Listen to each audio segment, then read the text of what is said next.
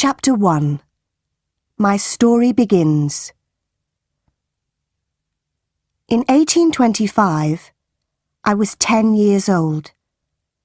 My father and mother were dead. I lived with my aunt and uncle, Mr. and Mrs. Reed. Their house was called Gateshead Hall. The house was in Yorkshire, in the north of England. My aunt and Uncle Reed had 2 children, a boy, John, and a girl, Eliza. I liked my Uncle Reed, and he liked me. But in 1825, my uncle died. After that, I was very unhappy. My Aunt Reed did not like me, and John and Eliza were unkind to me. It was a cold, rainy day in December. All of us were in the house. I wanted to be alone. I wanted to read. I opened a book. Then I heard my cousin John's voice. "Jane! Jane Eyre! Where are you?" John shouted. He came into the room and he saw me. "Why are you reading my book?" he asked. "Give it to me." John took the book. He hit my head with it. I screamed. John hit me again. I pulled his hair and I kicked him. "Help! Help! Mama!" John shouted. "Jane Eyre is hurting me." Aunt Reed ran into the room. She pulled me away from John. "John hit me with a book," I said. "I hate him, and I hate you too." "You are a bad girl, Jane," my aunt said. "Why do you hate me?" "You don't like me," I replied. "John and Eliza are unkind to me. I want to leave Gateshead Hall." "You want to leave?" Aunt Reed said. "Where will you go? Your parents are dead. You cannot live alone." Aunt Reed thought for a moment. "My friend, Mr. Brocklehurst, is the owner of a school," she said. "I will send you to Mr. Brocklehurst's school." A few days later, Mr. Brocklehurst came to Gateshead Hall. He was a very tall man. His eyes were dark, and his face was cruel. "Jane Eyre," he said to me, "God does not like bad children. God punishes bad children, Jane Eyre." "God will punish John Reed," I replied. "John Reed hits me and he shouts at me." "That is not true. You are a liar, Jane Eyre," Mr. Brocklehurst said. "You must not tell lies. And you must not live here with your cousins. You will come to Lowood School. You will become a good girl." "I want to come to your school, sir," I said. "I want to leave this house." "Bad girls are punished at my school, Jane Eyre," Mr. Brocklehurst said. "The girls work very hard at Lowood." "I will work hard. I will be a good pupil, Mr. Brocklehurst," I said. 2 weeks later, I left Gateshead Hall. I went to Lowood School.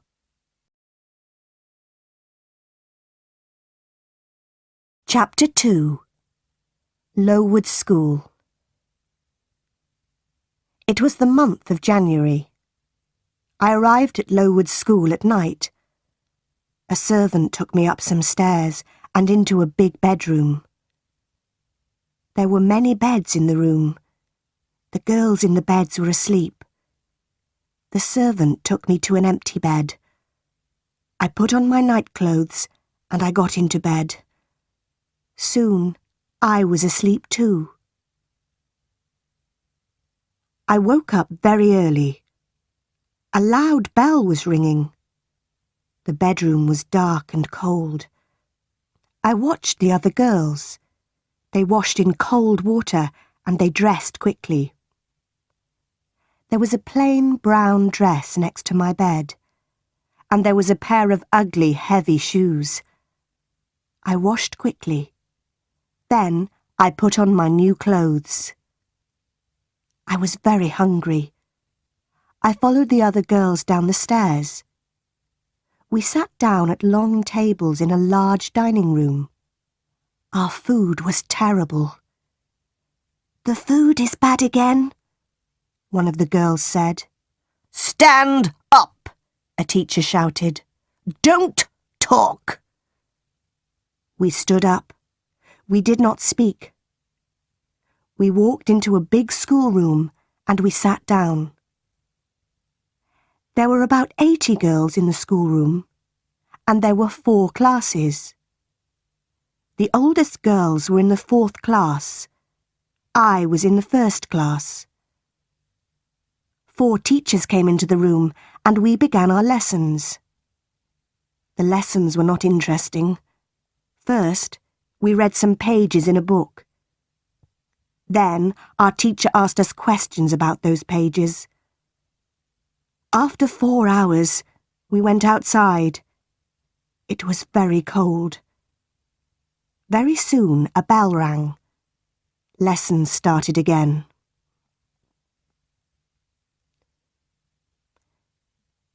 Three weeks passed. One afternoon, the head teacher came into the schoolroom. The head teacher's name was Miss Temple. Mr. Brocklehurst was with her. We all stood up.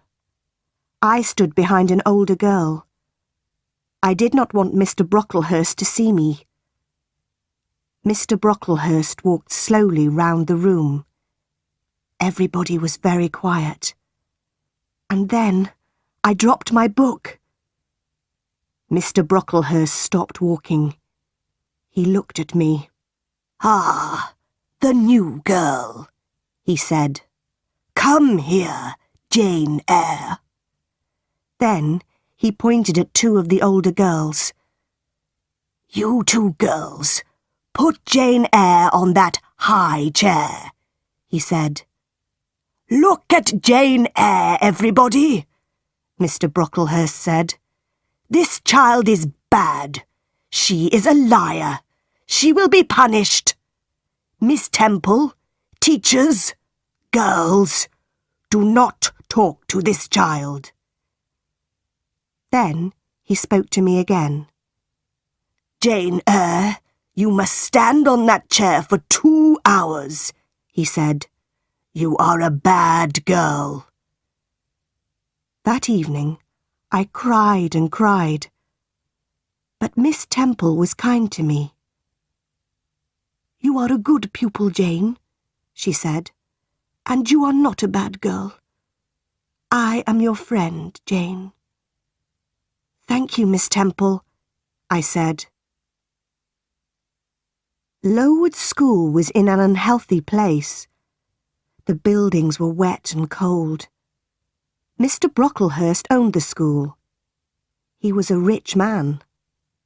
But he did not buy warm clothes for us. And he did not buy good food for us. Everybody hated him. In the spring, many of the girls became sick. Some of them left the school. They never came back. Many of the girls died. That spring was a terrible time. We had no lessons. Miss Temple and the other teachers took care of the sick pupils. Mr. Brocklehurst had to buy better food for us, and he had to buy warm clothes for us. Mr. Brocklehurst never came to the school. The next year, Lowood School moved to a better place. It was a healthier place. There were new schoolrooms, new bedrooms, and a new dining room. The new buildings were bright and clean. The teachers were happy. After that, I was happy at Lowood School too. I was a pupil at Lowood School for 6 years. Then I became a teacher. I was a teacher at the school for 2 years. But I never returned to Gateshead Hall, and the Reeds never wrote to me.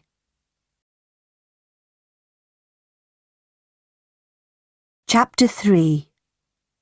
Thornfield Hall. In 1833, I was 18 years old. In the summer, Miss Temple left Lowood School. She got married. I wanted to leave Lowood too. I wanted a new life. I will be a governess, I thought. I put an advertisement in a newspaper. October 1833, Lowood. A young woman wants to teach 1 or 2 children in their home. She teaches English, arithmetic, geography, religion, French, drawing and music. J.E. I had a reply to my advertisement. The reply was from Mrs. Fairfax of Thornfield Hall near Millcote. Millcote was about 70 miles from Lowood School. Mrs. Fairfax wanted a governess for a little girl. I wrote to Mrs. Fairfax immediately. I was going to be a governess at Thornfield Hall. I travelled to Millcote in a coach. At Millcote, a servant met me. He took me to Thornfield Hall.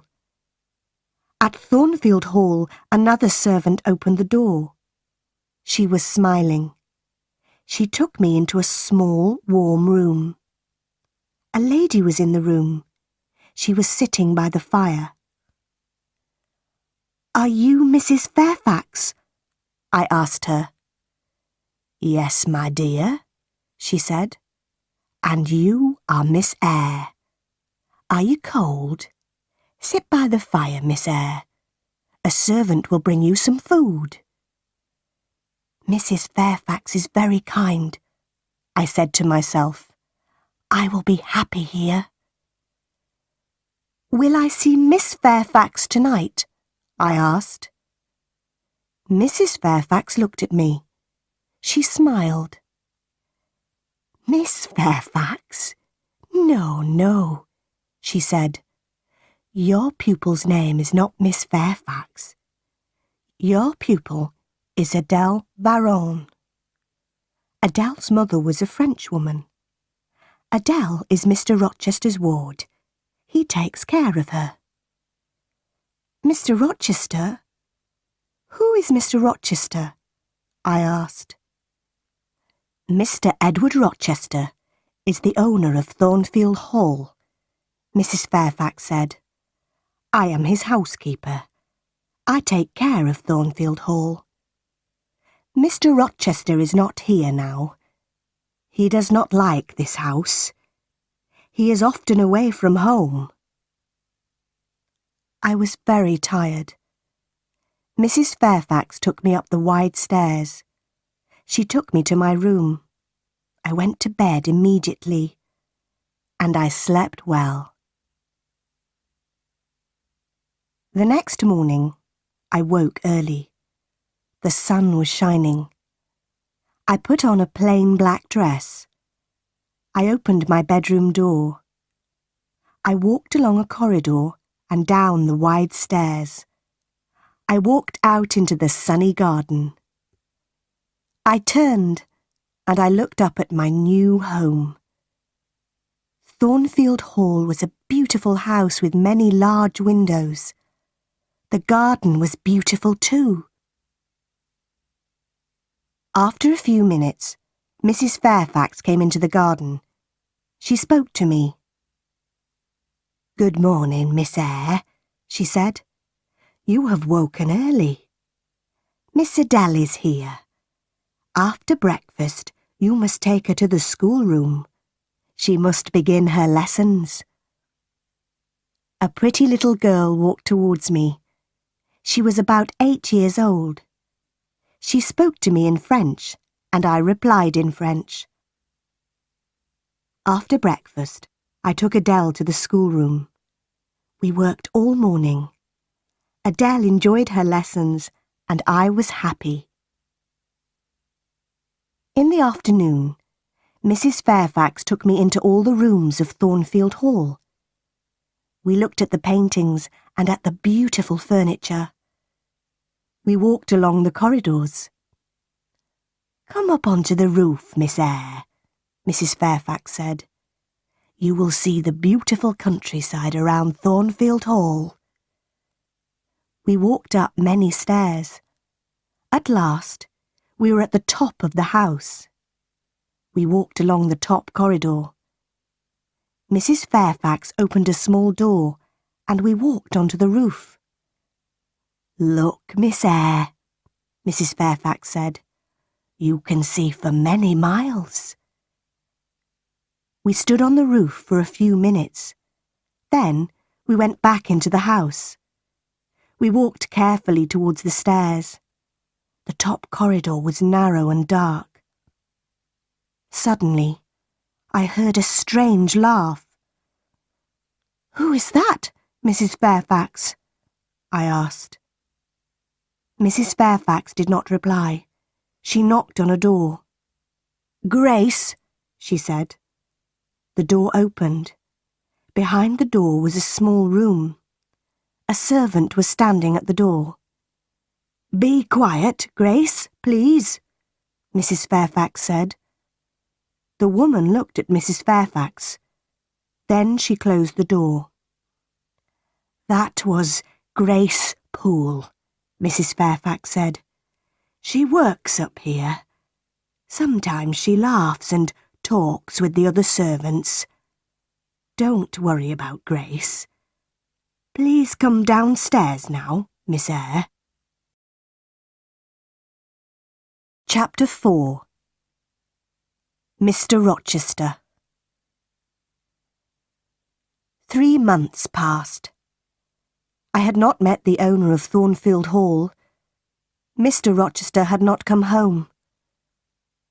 One January afternoon, I went out and I walked towards the road. I was going to the village of Hay.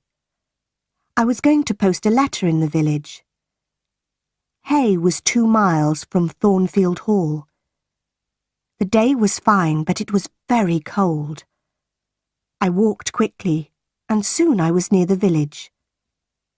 Suddenly, a big black and white dog ran past me. A moment later, a man on a black horse followed the dog.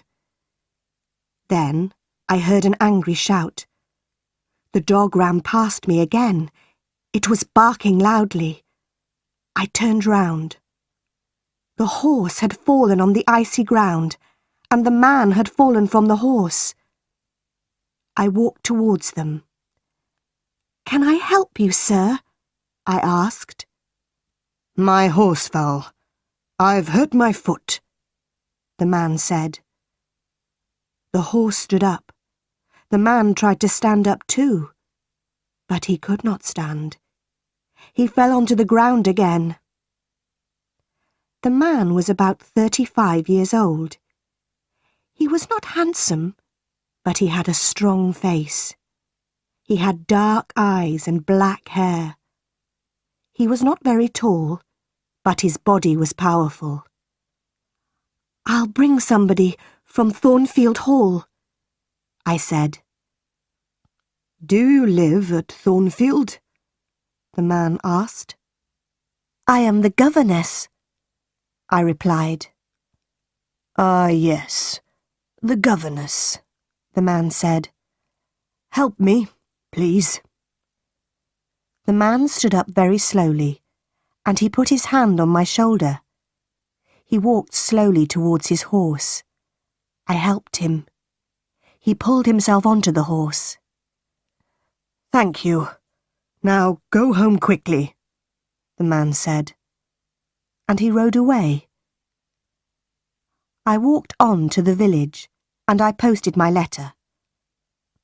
Then I returned to Thornfield Hall. Bright lights were shining in the big house. I went inside. A big black and white dog walked towards me. It came from the dining room. I had seen the dog before. "Whose dog is that?" I asked a servant.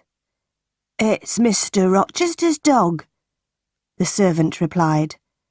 "Mr. Rochester has come home, but he has hurt his foot. His horse fell on some ice." I smiled. The owner of Thornfield Hall had returned. But I did not see Mr. Rochester again that day. I saw Mr. Rochester the next day. He sent for me in the evening. I put on a clean dress. I brushed my hair carefully. Mr. Rochester was in the large sitting room. He was sitting in a big chair. His right foot was on a small chair. Mrs. Fairfax and Adele were sitting with him. "This is Miss Eyre, sir," Mrs. Fairfax said. Mr. Rochester looked at me. He did not smile. "Sit by the fire, Miss Eyre," he said. "Where have you come from?" "From Lowood School," I replied. "I was there for 8 years." "8 years?" Mr. Rochester said. "That is a long time. Who are your parents?" "I have no parents, sir," I answered. "They are dead." "But where is your home, Miss Eyre?" Mr. Rochester asked. "I have no home, sir. I have no family," I said. "Why did you come to Thornfield Hall?" Mr. Rochester asked. "I wanted to leave Lowood, sir," I replied. "I put an advertisement in a newspaper. Mrs. Fairfax replied to my advertisement." "Yes, I did," Mrs. Fairfax said. "Miss Eyre is a good teacher, Mr. Rochester." Mr. Rochester smiled for the first time. "You are very young, Miss Eyre," he said. "I am 18, sir," I replied. Mr. Rochester smiled again. He did not ask me more questions. After that evening, I did not see Mr. Rochester for a few days. Then, one night, he sent for me again. "Sit near me, Miss Eyre," he said. "Mrs. Fairfax will talk to Adele." I sat down quietly, but I did not speak. The fire was very bright. I saw Mr. Rochester's face clearly. I saw his large, dark eyes. He was smiling. He was happy. After a minute, Mr. Rochester spoke. "Miss Eyre," he said, "you are looking at me very carefully. Am I a handsome man?" "No, sir," I said. "You speak the truth, Miss Eyre," Mr. Rochester said. "Look at me again. Am I a kind man?" "No, sir," I said again. "You are smiling now, but you are not always kind." "That is true," Mr. Rochester replied. "I have had a difficult life. I have met bad people. I have been a bad person myself. Now Thornfield Hall is my home, but I hate this house. You are very young, Miss Eyre. You cannot understand me." "You are right. I don't understand you, sir," I said. I stood up. "Where are you going?" Mr. Rochester asked. "It is late. Adele must go to bed," I said.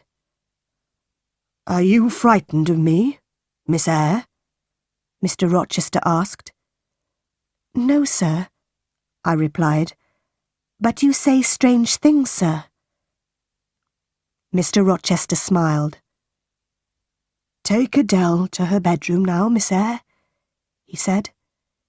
We will talk again tomorrow. After that night, we talked together many times. Mr. Rochester was an interesting man, but he was a strange man too. I often thought about him.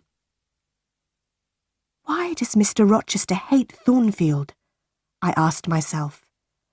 Thornfield Hall is a beautiful place, but Mr. Rochester is not happy.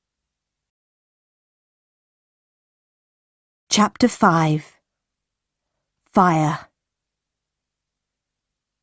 It was March. One night I was in bed, but I was not asleep. The house was quiet. Suddenly, I heard a sound in the corridor outside my room. Who's there? I said.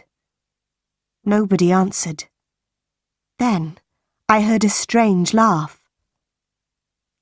I got out of my bed and I went quietly to the door. I listened. I heard another sound. Somebody was walking up the stairs to the top corridor. Then I heard somebody close a door. Was that Grace Poole? I said to myself. Yes, it was Grace.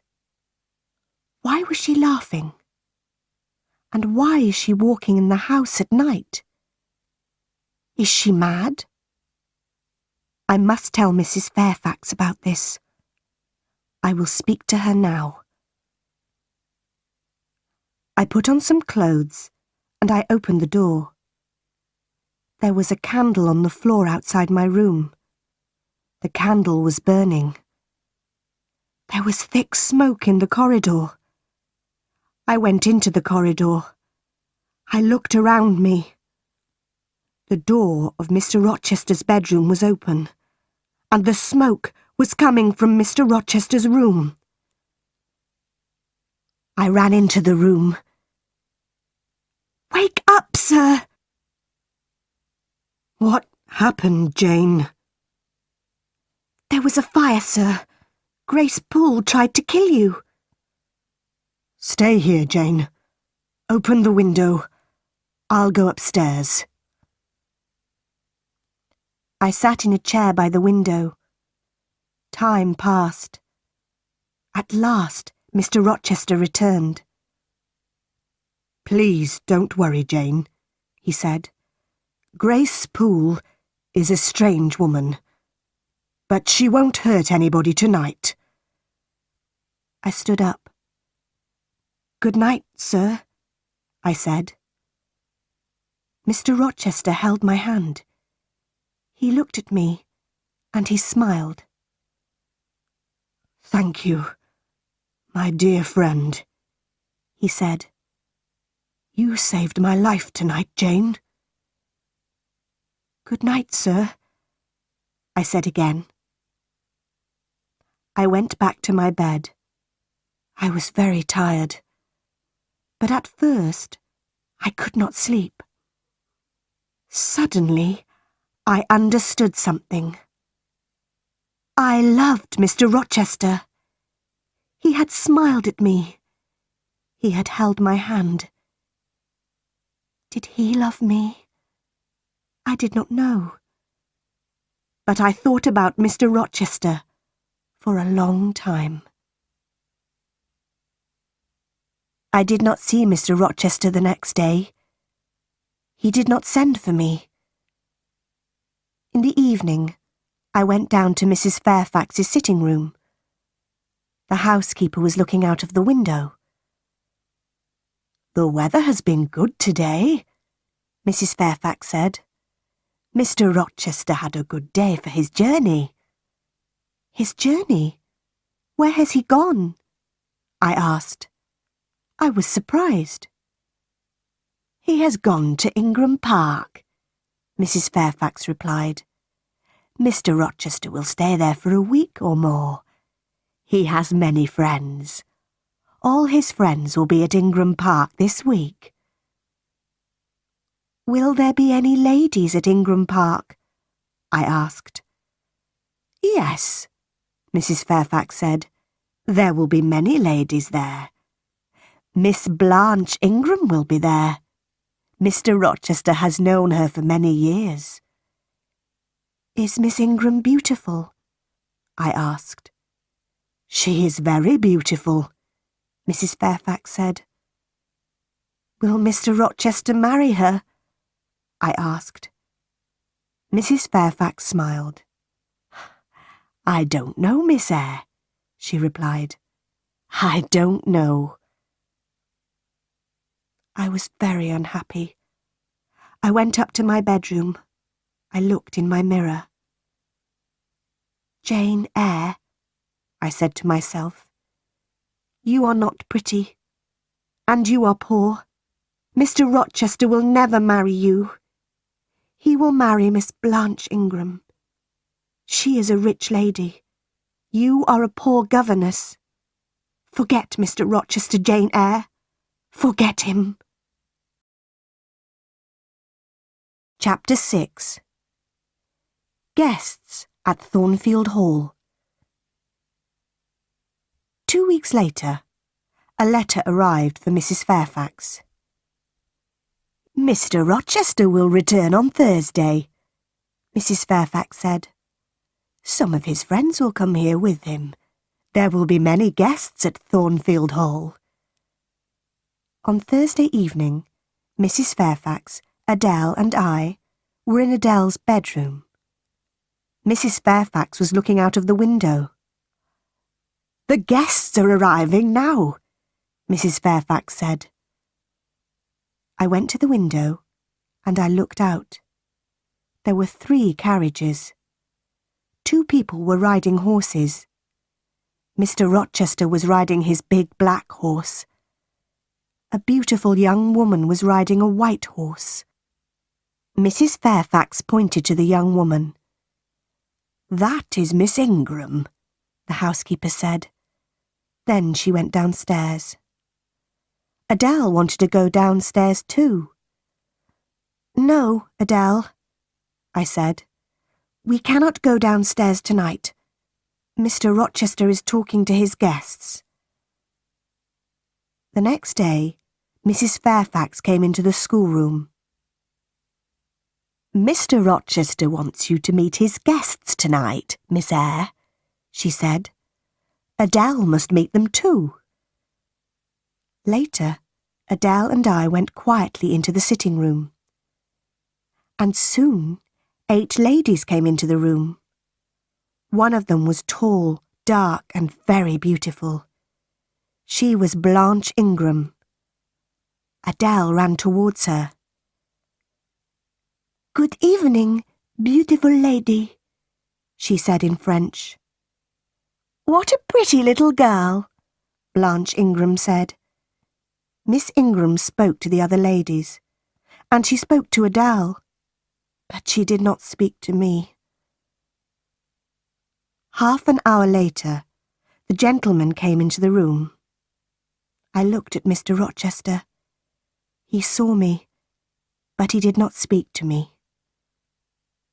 Miss Ingram pointed at Adele. Why doesn't this little girl live at school, Mr. Rochester? She asked. Adele learns her lessons at home, Mr. Rochester replied. She has a governess. Oh, yes, that small woman by the window, Miss Ingram said. I had many governesses. I hated all of them. They were all ugly and stupid. Later, Miss Ingram and Mr. Rochester sang some songs together. Mr. Rochester had a fine voice. I listened to the songs. Then I left the room. Mr. Rochester followed me. What is wrong, Jane? He asked. Nothing is wrong, sir, I said. But I am tired. I am going to my room. Good night, sir. You are tired. And you are unhappy too, Mr. Rochester replied. There are tears in your eyes. Rest now, Jane. But please come and meet my guests tomorrow evening. Don't forget, Jane. The guests stayed at Thornfield Hall for 2 weeks. Every evening, I went to the sitting room with Adele. Nobody spoke to me. Mr. Rochester and Miss Ingram were always together. One afternoon, Mr. Rochester went to Millcote. He returned late in the evening. I met him at the front door. Another guest has arrived, sir, I told him. His name is Mr. Mason. He has come from the West Indies. Suddenly, Mr. Rochester's face was pale. He held my hand tightly. Mason. The West Indies. Mason, he said. Are you ill, sir? I asked. Jane, my little friend. I've had a shock, he said. Bring me a glass of wine, please. I went quickly to the dining room. I returned with a glass of wine, and I gave it to Mr. Rochester.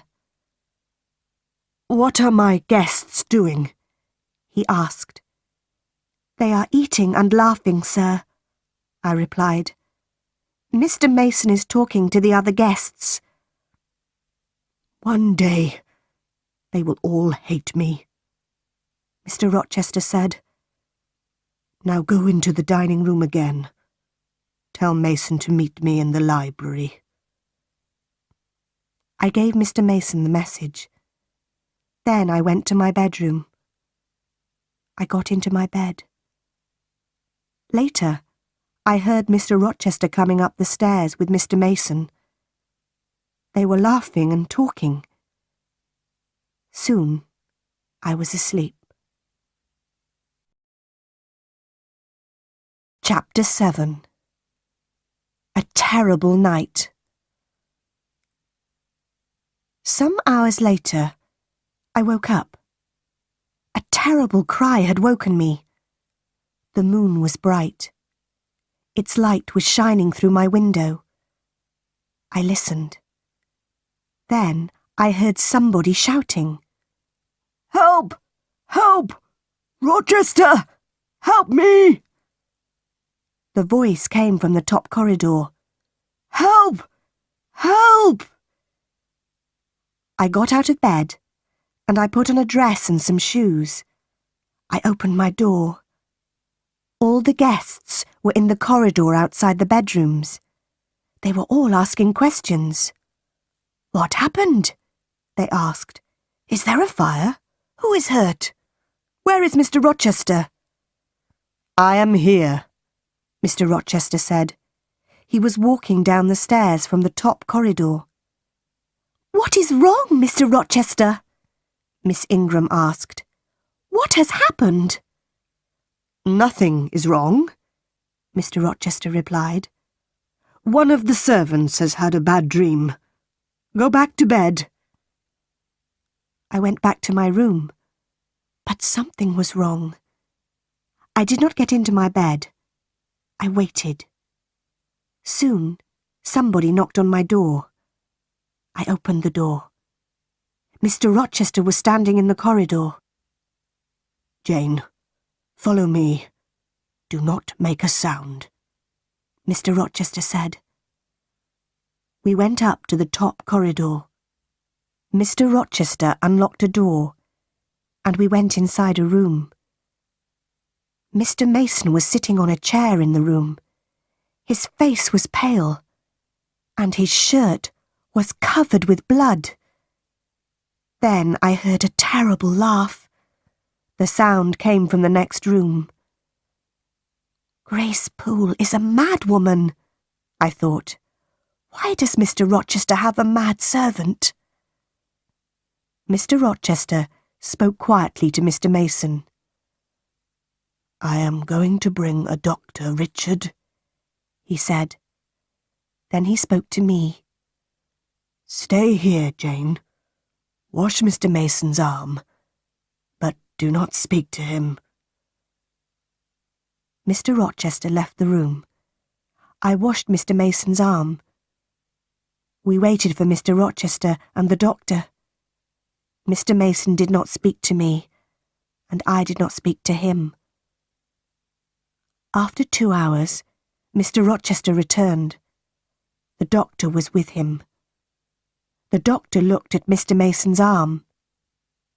"She bit me," Mr. Mason said. "I came up here. I wanted to see her. I wanted to help her. But she bit me." "Be quiet now, Richard," Mr. Rochester said quickly. The doctor put a bandage on Mr. Mason's arm. Mr. Rochester put Mr. Mason's coat round the injured man's shoulders. Then he spoke to me again. "Run downstairs, Jane. Unlock the small door at the side of the house," he said. "We will follow you." I went quickly downstairs, and I opened the door. Outside the door, a servant was waiting with a carriage. Mr. Mason and the doctor came out of the house.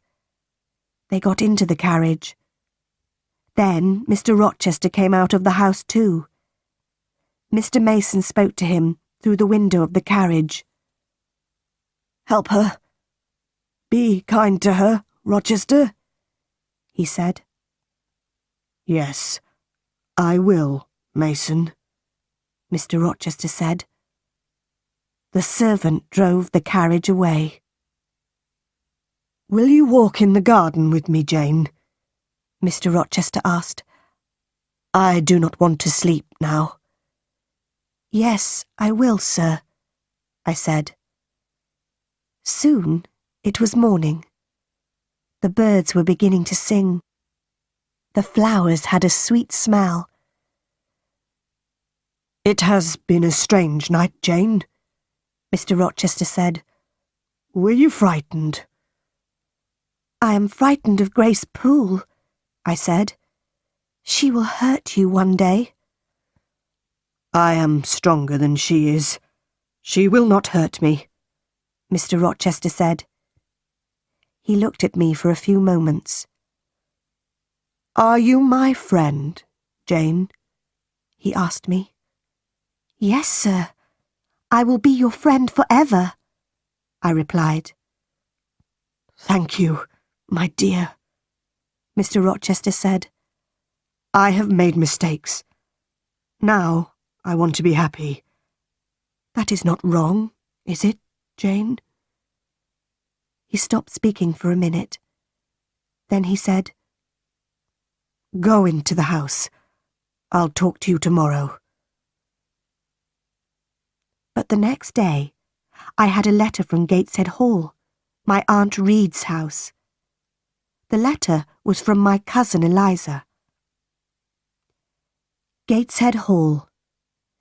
Dear Jane Eyre, my brother, John, is dead. My mother is very ill. She wants to speak to you. Please come quickly, Jane. Your cousin, Eliza Reed. I started the journey to my Aunt Reed's house immediately. I arrived there the next day. My Aunt Reed was very, very ill. She could not move, and she did not speak to me. I wanted to return to Thornfield Hall. I wanted to see Mr. Rochester. But Eliza wanted me to stay at Gateshead Hall. After 3 weeks, my aunt spoke to me at last. She spoke very slowly. "Are you Jane Eyre?" she asked. "Yes, Aunt Reed.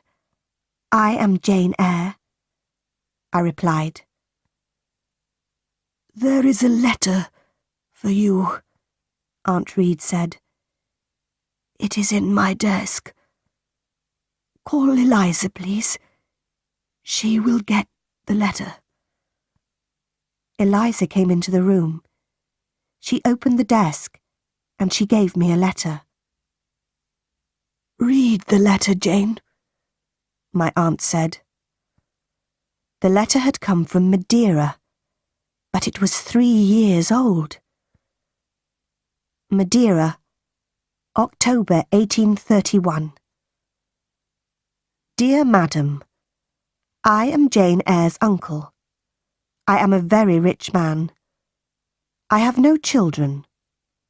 One day, Jane will have all my money. Tell her about me. She must write to me. John Eyre. "I answered that letter," Aunt Reed said. "I hated you, Jane. I did not want you to have your uncle's money. I wrote to John Eyre. I wrote, 'Jane Eyre is dead. She died at Lowood School.' I am sorry, Jane. I was wrong." Mrs. Reed died that night. I left Gateshead Hall a few days later. I took my uncle's letter with me. Mr. Rochester met me at Thornfield Hall. "Welcome back to my house," he said. "This is your home, Jane." "Thank you, sir," I said. "I am very happy here."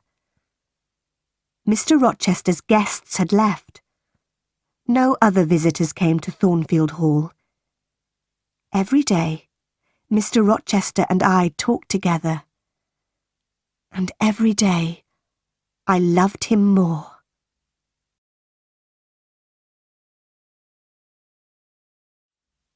Chapter 8. In the Garden. In June, the weather was hot.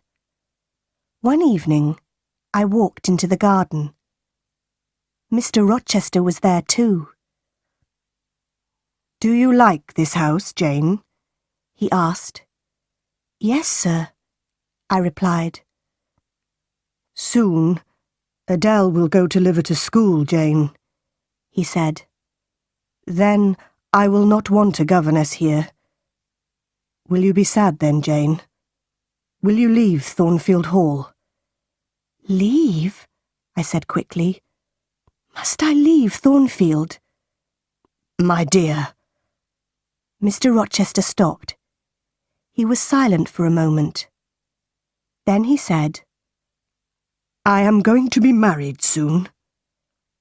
"Oh, sir," I said. "Then I must go far away from Thornfield, far away from you, sir." I started to cry.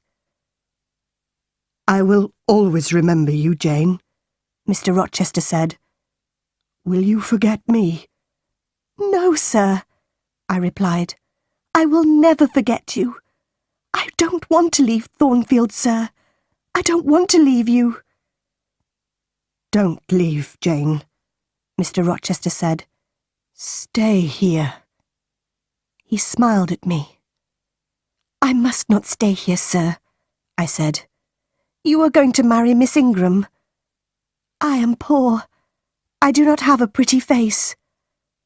But I have a heart. It is a loving heart, sir." "Jane, I am not going to marry Miss Ingram," Mr. Rochester said. "She is rich. She is beautiful. You are poor. You are not beautiful. But I want to marry you.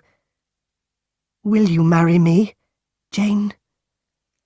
For a moment, I could not speak. At last, I asked, "Do you love me, sir?" "I do," he replied. "Then, sir, I will marry you," I said. And Mr. Rochester kissed me. "My dearest Jane," he said, "nothing can stop our marriage now. We will be married in a month, Jane."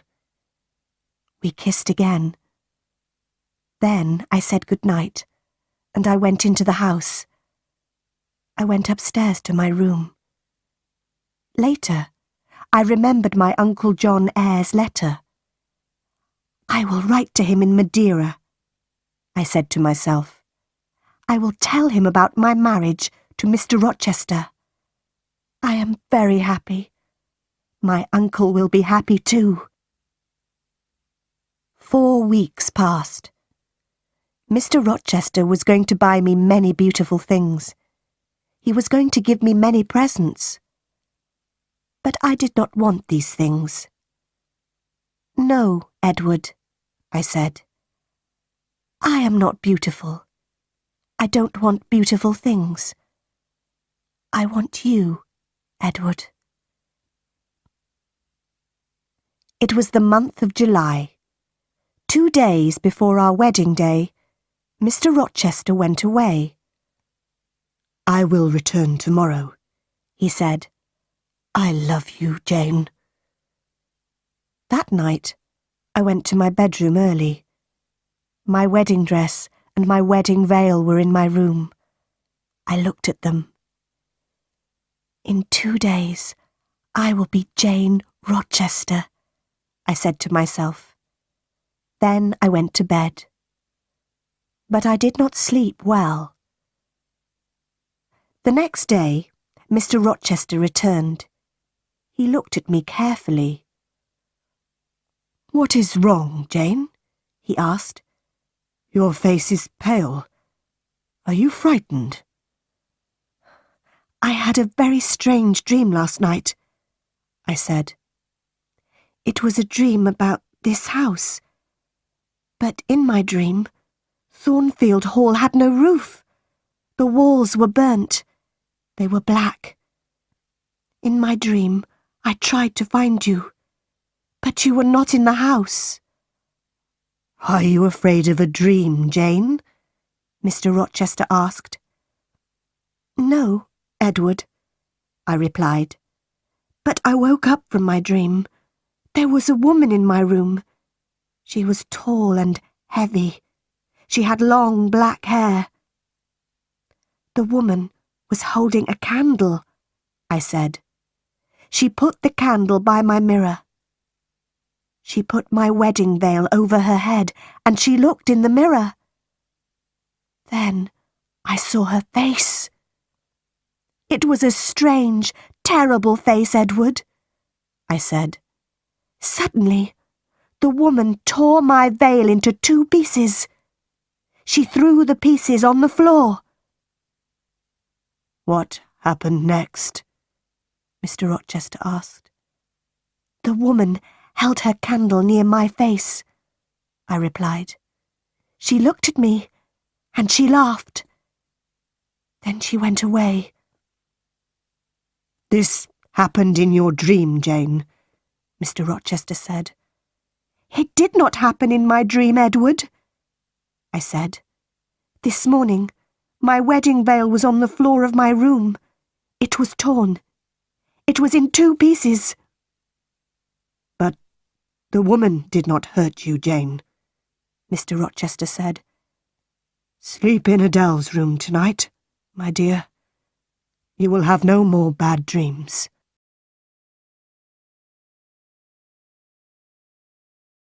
Chapter 9.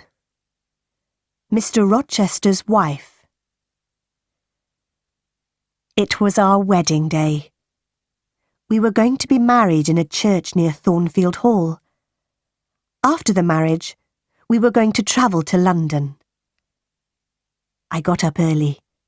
I put on my wedding dress and I went downstairs. Mr. Rochester was waiting for me. At 8 o'clock, we walked together to the church. The clergyman was standing by the door of the church. There were 2 other people inside the church, 2 men. They were sitting in a dark corner. I could not see them very well. The clergyman started to speak. At every marriage, the clergyman asks an important question. He asks the people in the church, "Is there a problem about this marriage?" The clergyman spoke loudly. He asked this question, and he waited. There was silence for a moment, and then one of the men in the dark corner stood up. He spoke loudly. "There is a problem. These two people must not be married," he said. "There is not a problem," Mr. Rochester said to the clergyman. "Please go on with the marriage." "No, I cannot go on with the marriage," the clergyman replied. He spoke to the man in the corner. "What is the problem, sir?" he asked. "Mr. Edward Rochester has a wife." Mr. Rochester turned and looked at the man. "Who are you? What do you know about me?" he asked angrily. "My name is Briggs, sir. I am a lawyer," the man replied. "I know many things about you. 15 years ago you were married in the West Indies. Your wife's name is Bertha Mason.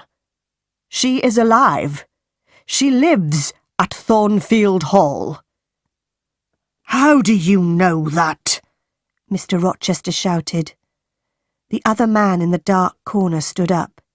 He walked towards us. It was Richard Mason. "Bertha Mason is my sister," he said. "I saw her at Thornfield Hall in April." Mr. Rochester's face was pale. For a minute, he was silent. Then he spoke quietly. "It is true," he said. "My wife is living at Thornfield Hall. She is mad. Come to the house, all of you. Come and see Mrs. Rochester. Come and see the mad woman." We all left the church. Nobody spoke. At Thornfield, Mrs. Fairfax and Adele were waiting for us. They were smiling happily. "Nobody will be happy today," Mr. Rochester said. "We are not married." Briggs, Mr. Mason, the clergyman and I followed Mr. Rochester. We followed him up the stairs. He took us to the top corridor. He unlocked a door, and we went into a small room. I had seen this room before. We walked through the room to another door. Mr. Rochester unlocked this door, and we saw a larger room. Grace Poole was sitting in the room, but another woman was there too. She was tall and heavy. Her dark hair was in front of her face. The woman turned and looked at us. I knew that terrible, mad face. I had seen it in my bedroom 2 nights before. The mad woman saw Mr. Rochester. She screamed and she ran towards him. "Be careful, sir," Grace Poole said. The mad woman was very strong. She screamed and she hit Mr. Rochester. But Mr. Rochester held her arms. "This woman is my wife," Mr. Rochester said angrily. "I wanted to forget about her. I wanted to marry this young girl, Jane Eyre. Was I wrong?" He was silent for a few moments. Then he spoke quietly. "Yes, I was wrong," he said. "I love Jane Eyre, but I was wrong. Now go, all of you. I must take care of my mad wife." I went slowly downstairs. Mr. Briggs, the lawyer, spoke to me. "I am sorry for you, Miss Eyre," he said. "You did nothing wrong. Your Uncle John Eyre is sorry for you too. He read your letter. And then he met Richard Mason in Madeira. Your uncle is dying, Miss Eyre. He could not come to England. He sent me here. He wanted me to stop this marriage. I did not answer. I went to my room, and I locked the door. I took off my wedding dress. I put on a plain black dress. I lay down on my bed. I am Jane Eyre today, I thought. I will be Jane Eyre tomorrow. I will never be Jane Rochester. I must leave Thornfield Hall. I must never see Mr. Rochester again. My life here is finished. Many hours later, I got off the bed. I unlocked my door. Mr. Rochester was waiting outside my room. "You are unhappy, Jane," he said. "I am very, very sorry. Jane, we will leave Thornfield. We will go to another country. We will be happy again." "I cannot be your wife. I cannot live with you," I said. "I must leave you, Edward." "Listen, Jane," Mr. Rochester said. "My father wanted me to marry Bertha Mason. Her family was very rich. I married her. My father was happy. But I was not happy. Bertha was mad, and she was a bad woman. Nobody told me about her. She was married to me, but she met other men. She was drunk every day. She tried to kill me many times.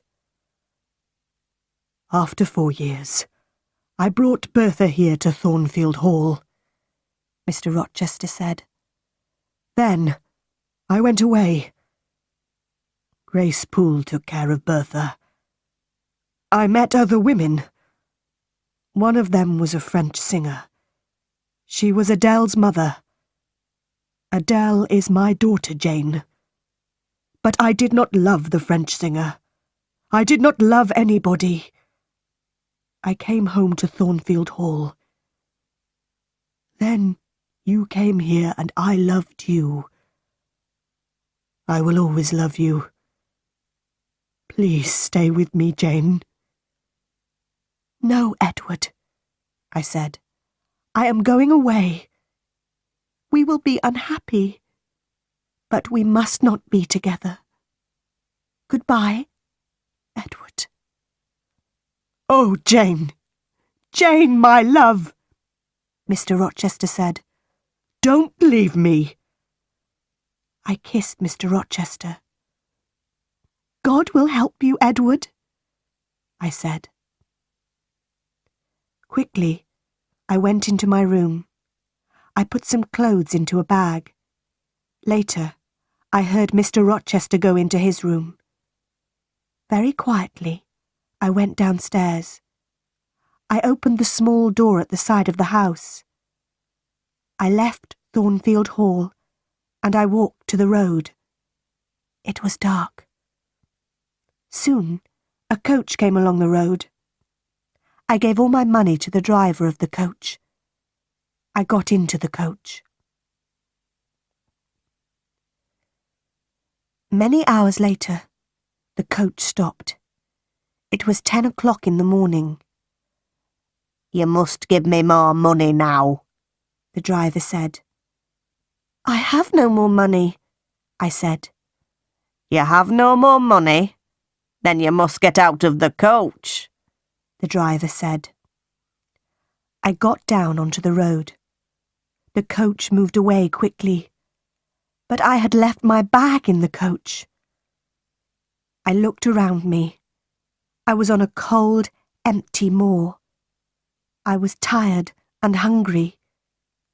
I walked and walked. I had no money. I had no food. I walked until the evening came. At last, I lay down on the ground. I fell asleep immediately. Chapter 10. Moor House. The next morning, I woke late. I walked along the road for many miles. It started to rain. Soon my clothes were wet. I saw no one. I walked on the moor all day. In the evening, I was very tired again. I must sleep soon, I thought. Where shall I sleep? Then I saw a light. I walked slowly towards it. The rain was falling heavily. But I saw a house near the road. I walked up to the house. I knocked on the door. I waited, but nobody opened the door. I stood outside the house.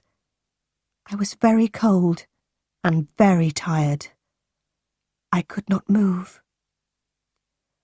I am going to die here, I said. Then I heard a young man's voice. The man was standing behind me. No, you will not die at Moor House, the man said. Then he unlocked the door of the house. He took me into the house. He took me into a warm sitting room. Please sit down, he said. Two pretty young women came into the room. Give this poor woman some food, Diana, the young man said. Give her some dry clothes, Mary. Then he spoke to me again. My name is St. John Rivers, he said. These are my sisters, Diana and Mary. What is your name, young woman? My name is Jane Elliot, I said. I closed my eyes. Jane is very tired, Diana said. She must go to bed now. I stayed in bed at Moor House for 3 days. Diana and Mary Rivers were governesses. They were staying at Moor House for a few days. St. John, their brother, was a clergyman. They were very kind to me. Soon we were good friends. One day, St. John asked me about my life. I was a governess too, I told him. And I told him about Lowood School. But I did not tell him about Thornfield Hall. I did not tell him about Mr. Rochester. I want to work, St. John, I said. Will you help me? I have a plan, St. John said. A few miles from here, there is a village. Many of the girls in the village cannot read or write. I am going to pay for a girls' school in the village, but I must find a teacher for these girls. I will teach them, St. John, I said. Good, he said. There will be a small house next to the school. You will live there. 3 days later, a letter arrived for St. John. Diana, Mary, our Uncle John is dead, he told his sisters. But we will not have any of his money. He gave the letter to his sisters. They read it. Uncle John was our mother's brother, Diana told me. He was very rich, but he has given all his money to another niece. We do not know her. Soon I went to live in the village. I lived in the house next to the school. Every day I taught the girls. My pupils worked hard.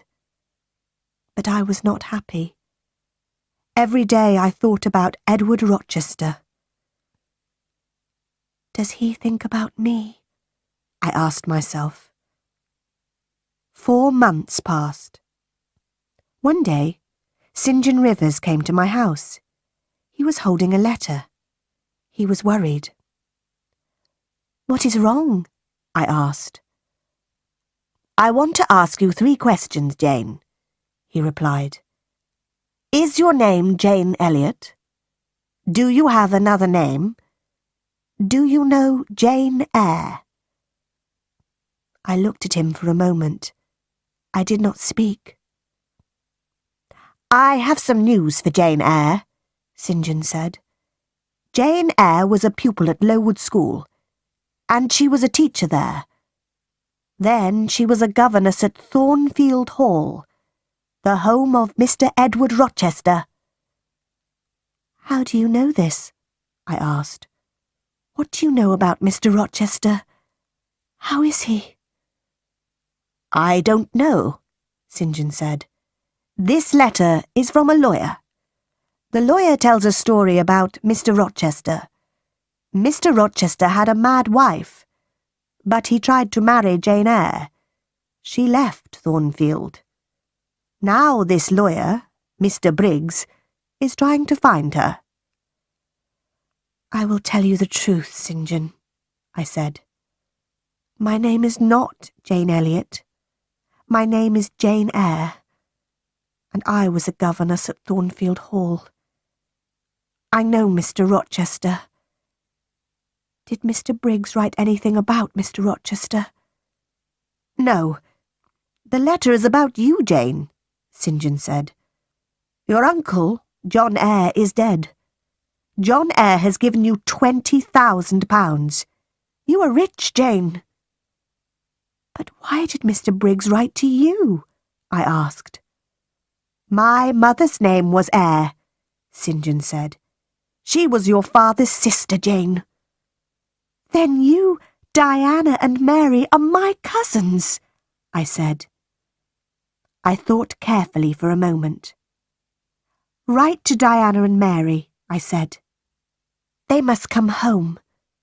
I will give all of you some of Uncle John's money. The next day, I wrote to Mr. Briggs. I gave St. John, Diana and Mary £5,000 each. I wrote to Mrs. Fairfax too, but she did not reply. 6 months passed. I heard nothing from Thornfield Hall. I heard nothing about Mr. Rochester. Then, one day, I was walking on the moor. Suddenly, I heard a voice. There was nobody on the moor, but the voice was calling my name. Jane, Jane, Jane. That is Mr. Rochester's voice, I said to myself. Then I shouted, I am coming, Edward! I am coming! I ran to Moor House. I spoke to my cousins. I am going to Thornfield Hall tomorrow, I told them. I began my journey the next day.